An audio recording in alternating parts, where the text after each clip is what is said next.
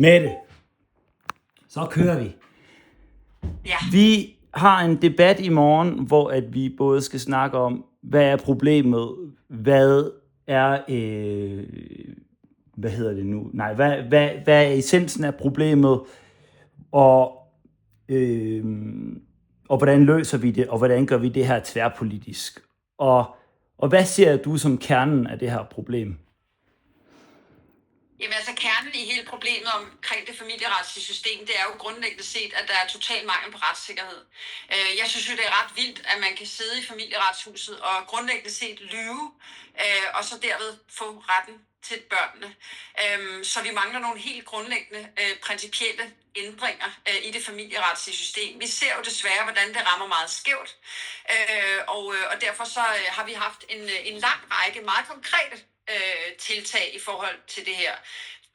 Selvfølgelig har vi det forslag, der hedder, at man som udgangspunkt automatisk skal fordele 7-7. Det synes vi er ganske normalt i de her ligestillingstider, at man selvfølgelig har det udgangspunkt, med mindre der er noget særskilt, der taler imod det selvfølgelig, at mor og far har børnene 7-7. Så synes jeg også, at vi skal straffe samværschikane og forældrefremmedgørelse som ved psykisk vold. Altså hvis du manipulerer og du hjernevasker dine børn til at tage afstand fra en velfungerende og dejlig forældre, jamen så skal det have meget, meget hårde konsekvenser. Fordi det er jo ikke bare den anden forældre, du udsætter for det her psykisk vold ved, at de mister deres børn eller potentielt kan gøre det. Det er jo også børnene, du udsætter for det her. Så det er også en af de ting, som er bydende nødvendigt. Så har vi en lang række andre ting i forhold til effektive retsmidler. Altså det her med, jeg bliver jo konfronteret med det igen og igen og igen, når jeg hører om de her groteske sager, hvor at den ene forælder, mange af de tilfælde, jeg hører om, der er det mor, men det er selvfølgelig ikke kønt det her. Der er, lad os sige det som det er, idioter på begge sider. Ja. Men altså det her med, hvis den ene forælder nægter at udlevere børnene, for eksempel til samvær med den anden forælder, jamen, så er vi altså nødt til at slå benhårdt ned. Og hvis det sker flere gange, jamen, så er vi sådan set heller ikke bange for at sige, jamen, så skal det have en konsekvens. Det kunne eksempelvis være, at man mistede bopælen. Og det kunne selvfølgelig også i sidste konsekvens ende med at betyde, at man mistede forældremyndigheden. Altså hvis man simpelthen er så ekstremt dårlig til at overholde de aftaler, der er lavet for børnenes skyld. Så jeg kunne blive ved igennem lang tid, Jacob, det kan du nok. Men jeg synes, der er så mange ting, vi skal gøre langt bedre. Men nu er jeg jo i træning, for jeg har lige snakket med Erik Veje, og det som jeg egentlig er allermest optaget af, det er, hvad kan I så blive enige om? Fordi jeg ser jo også en velvilje fra Erik Veje om, hvordan får vi konflikten til ikke at være det centrale. Han har også nogle bud på det, og Thomas Marker, som vi får til at snakke i morgen, snakker også om, hvordan vi får juraen længere væk, psykologien tættere på. Vi skal hjælpe folk, sådan så at de får snakket sammen, i stedet for at konflikten bliver den første og oplagte løsning. Det er noget af det, jeg også hører dig snakke om, i hvert fald det er sådan, jeg tolker det, du siger. Men hvad kan man blive enige om så? Hvad for en løsning kan nå hen over midten, nå fra kvindeorganisationerne over til os fædre, der kæmper? Altså det var et meget svært spørgsmål, men det er det, du får. Nej, ved du hvad, jeg forstår, hvad du mener, Jacob. Jamen altså, det jeg synes, der er grundlaget, det er, at vi skal fjerne hele grundlaget for konflikten. Og hvad er grundlaget for konflikten? Det er fordelingen af børnene. Så det er derfor, vi siger, at hvis du laver en automatisk, som udgangspunkt, 7-7-ordning, og så siger, at det er selvfølgelig individuelt, og det vil være, at der er nogle særskilte tilfælde, hvor der er noget, der taler imod osv., men hvis udgangspunktet er en ligelig fordeling mellem forældrene, jamen så har man ikke det at slås om. Og så er det ligesom på plads, og så kan man sætte sig ned, forhåbentlig som voksne mennesker, og finde en løsning. Så det er den ene ting. Og så den anden ting, jeg har været meget, meget optaget af, og som jeg også synes er ekstremt vigtigt, det er, at vi er nødt til at undersøge, i forbindelse med de her højkonfliktsager, så er vi altså nødt til at sikre os, at den ene, eller måske begge, forældre ikke har en psykisk lidelse. Fordi nogle af de sager, jeg hører om, der er der altså mennesker, som er meget, meget svært psykisk udfordret, og derfor slet ikke overhovedet kan se, hvad det er for en skade, de pålægger både den anden forælder, men sådan set også deres egne børn. Og hvis vi har lad os bare sige, en mor, som er svært psykisk syg, jamen så er man nødt til at tage højde for det, når man laver den her fordeling af børnene. Så derfor er der sådan nogle ret grundlæggende ting. Men hvis vi gerne vil væk fra de her højkonflikter, så er vi også nødt til at fjerne kernen af konflikten. Og kernen af konflikten, det er altid fordelingen af børnene. Så lad os tage den først, og så lad os tage pædagogikken og psykologien bagefter. Det tror jeg vil løse rigtig, rigtig meget. I hvert fald mange af alle de sager, jeg igennem årene har været konfronteret med. En af de ting, som jeg har snakket med Thomas Markersen om, er, at det faktisk er meget, meget udbredt, at de her diagnoser spiller ind i de her sager. Jeg har også selv ADHD, og jeg er også en far, hvis familie går i stykker. Det er ikke så slemt som med mange andre, men altså, vi har et fint samarbejde. Jeg ser mine børn og må stjæle dem så meget jeg vil. Men min pointe er, at jeg tror, han har ret. Jeg tror, at der er rigtig mange tilfælde, hvor at det er diagnoser, som ikke er blevet diagnostiseret, eller så problemet er jo, at hvis vi skal slå hårdt ned, altså hvis der er rigtig mange af de her sager, hvor folk har diagnoser, altså der skal jo være en graddeling i, hvor slemt det så er. Vi er jo rigtig mange med ADHD. Ja, altså jeg vil sige, at ADHD er én ting. Det er én ting, men vi er nødt til allerede, når man går ind i rummet, han har sagt, altså i forbindelse med de her højkonfliktsager, altså der, hvor forældre, nu taler vi om sager, hvor forældrene virkelig ikke kan blive enige, men der er vi altså nødt til at kigge på, hvad er det, der er årsagen til, at de her forældre ikke kan blive enige. Og hvorfor er det, at den ene forælder for eksempel holder børnene væk? Og hvis der eksempelvis er, det har vi jo også set talrige eksempler på, at den ene forælder anklager den anden for eksempelvis vold eller overgreb mod børnene, jamen så er vi nødt til at have en fast-track-ordning, så man lynhurtigt eftertester de her ret voldsomme hvad skal man sige, anklager. Fordi det, jeg også har set eksempler på med sager, det er jo noget med, at der er gået enormt lang tid, så har man fundet ud af, det havde ingenting på sig, det var egentlig noget, bare den ene forælder sagde, for netop at vinde børnene. Men så ender den anden forælder med at miste børnene, fordi nu har børnene jo boet så længe hos den anden forælder, at de bedre kender dem. Og det kan jeg godt forstå, der sidder nogen derude og tænker, hvad er det for et retssamfund, det her, hvor man i princippet bliver dømt uværdig som forældre, på trods af, at man ikke har gjort noget. Så det er også derfor, jeg talte om det der med at straffe løgne meget, meget hårdt, men også den her fast-track-ordning, og selvfølgelig overvåget samvær, mens den her fast-track kører. Men det her med diagnoser, det synes jeg er ret vigtigt at holde fast i, fordi at hvis vi kommer til de her højkonfliktsager, når alting er gået i hårdknude, så er vi altså nødt til at kigge på, er der nogle særlige forhold, der gør sig gældende i forhold til det her par. Det kan være begge to, men det kan også være den ene forælder. Mange af de sager, jeg har set igennem årene, er blevet, altså, fordi folk er jo rigtig søde til at sende mig de her sager tit og mange gange, og det er jo ikke fordi, jeg som politiker hverken kan eller skal sagsbehandle, men jeg kigger på dem og hvad skal man sige, og noterer mig dem og tager dem med mig i det videre arbejde. Og mange af de sager, jeg har haft at gøre med, der er der altså nogle ting, der tyder på, at den ene forælder, måske endda begge, men i mange af sagerne, hvor den ene forælder ret tydeligvis mangler en helt basal forståelse for, hvad det egentlig er, de gør. Både ved den anden forælder, men også ved deres egen børn. Og der er vi altså nødt til at gå ind og screene langt bedre i forhold til, om der simpelthen er nogle psykiske diagnoser, der står i vejen for, at man kan have det her ganske almindelige samarbejde om børnene. Der er selvfølgelig også nogen, hvor det er ren og skær had og hævn. Det skal vi selvfølgelig heller ikke se bort fra. Men der vil være nogen, hvor der helt sikkert vil være. Det kan være, at man er... ja, nu er jeg ikke psykolog. Men må jeg stille dig... Man har nogle svære psykiske udfordringer, ikke, der gør, at man simpelthen ikke kan finde ud af det her samarbejde. Må jeg stille dig et spørgsmål, for jeg synes faktisk, det er enormt spændende, det der med jeres fast-track-ordning, fordi noget af det, jeg også hører er en stor udfordring, det er, at en kæmpe del af systemet er sådan set ikke offentlige aktører. For eksempel krisecentre. Det er jo private aktører.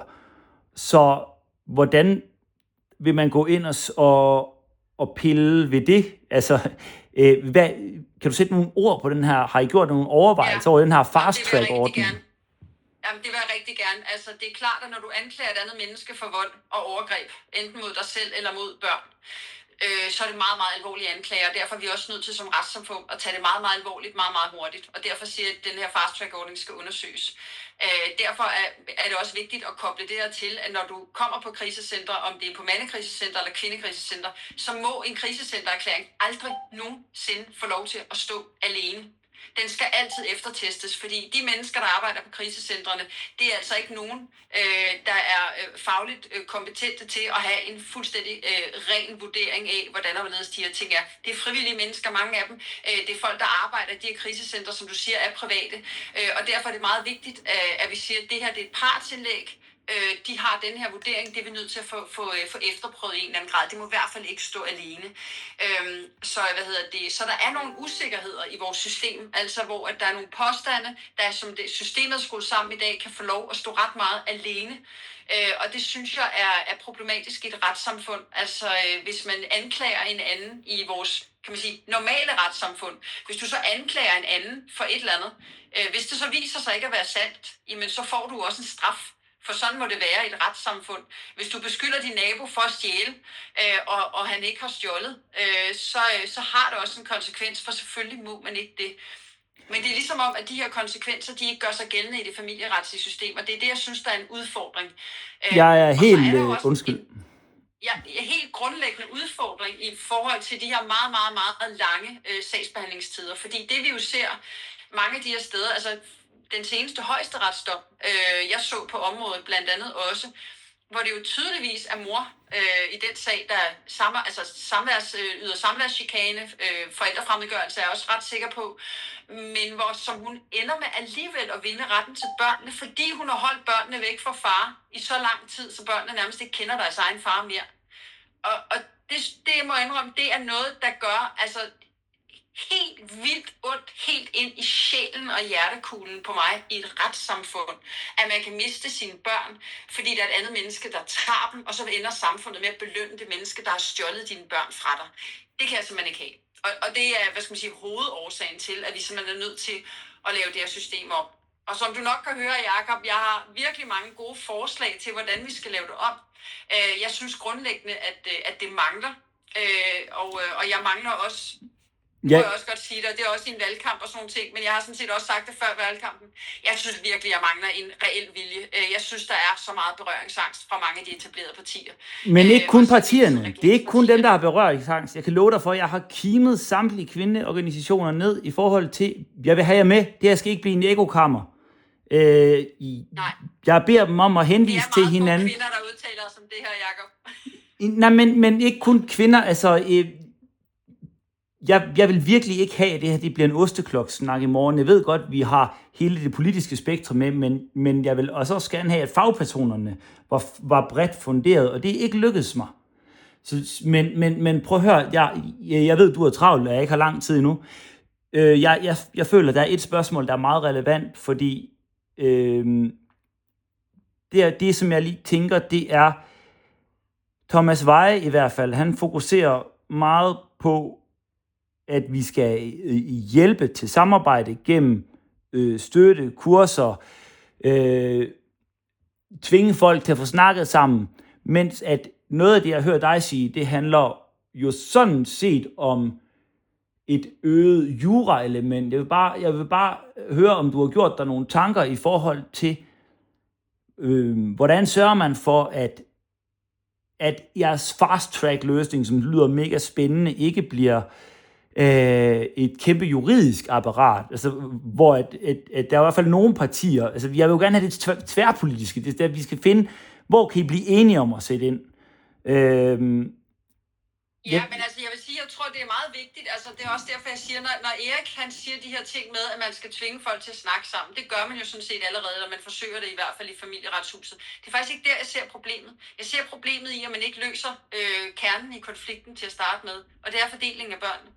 Så det er også derfor, jeg siger, at hvis vi fra start af siger, igen, selvfølgelig med mindre der er noget, der helt taler for, altså eller imod hedder det, men ellers hvis man helt som udgangspunkt siger, selvfølgelig er det 7-7, medmindre forældrene aftaler noget andet, eller der er nogle særskilte ting, der taler imod det, så er 7-7 udgangspunktet. Så kan man parkere den konflikt, og så kan man sætte sig ned og snakke om det. Fordi så er der ikke noget at skændes over, fordi der er 7-7. Og det er det, jeg synes nogle gange, vi gør tingene omvendt. Fordi hvis du starter det her med, at du skal tale sammen, så vil jeg give dig fuldstændig, altså med 100% sandsynlighed vil jeg sige til dig, det mor og far sted og starter med at skændes over, det er, hvem der skal have børnene mest. Altså, hvordan bliver det, du ved, 10-4, 7-7, 5-9, eller hvad de hedder alle sammen forskellige. Så er det det, der bliver samtalen. Ja. Men hvis vi tager det element helt ud og siger, det har vi fordelt, så kan man have en samtale, og så kommer skuldrene lidt ned, og så har man en langt bedre mulighed for, selvfølgelig med, med forbehold for, at der eksempelvis kommer frem, at der er nogle psykiske diagnoser eller andet, der gør, at man så skal tage nogle andre greb i brug.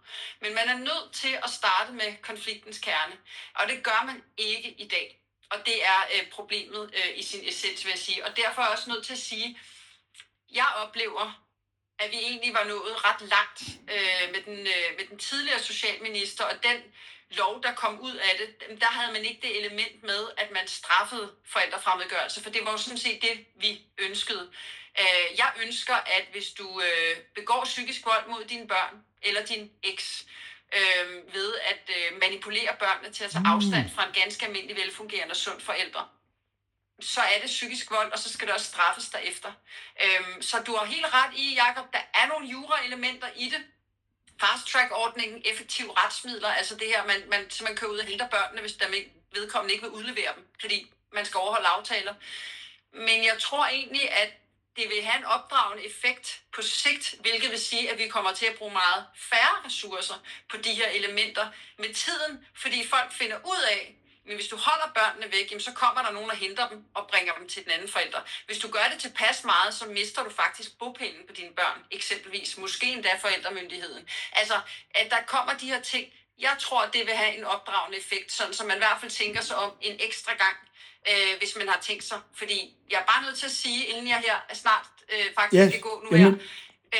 I dag, der er det jo en gratis omgang, for at være helt ærlig. Du kan jo simpelthen lyve, så det driver ned ad væggene. Og Mette, må jeg sige noget? For dig selv, og så ender du alligevel med at få retten til dem, og jeg synes, det er en skamplet på vores retssamfund. Og Mette, vi er ret meget enige om nogle ting her, men det er jo heller ikke mig, du skal overbevise. Jeg tror, nu har jeg også selv interviewet nogle... Jeg har selv fået interviewet nogle single-mødre og prøvet at få dem til at hjælpe mig med at række ud også. Og noget af det, som er gået op for mig, det er jo, at familieretssystemet er jo lige så stort udfordringen for dem, bare på nogle andre tidspunkter, end det er for fædrene.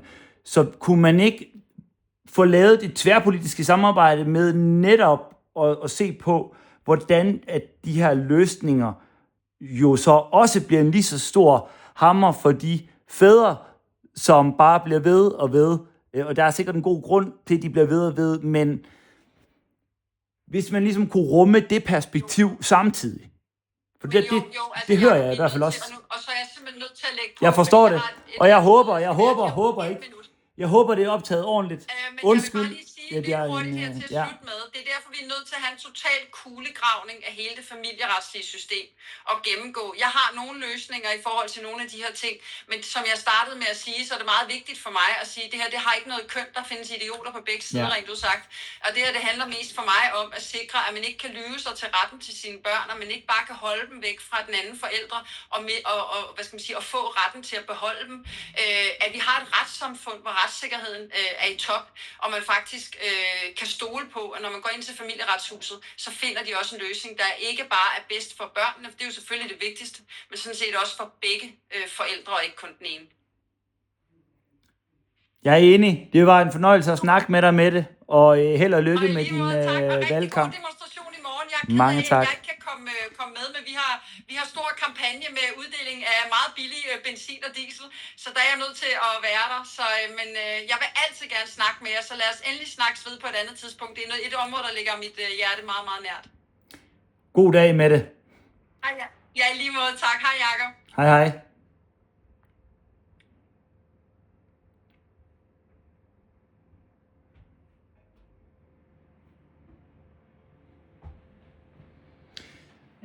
Så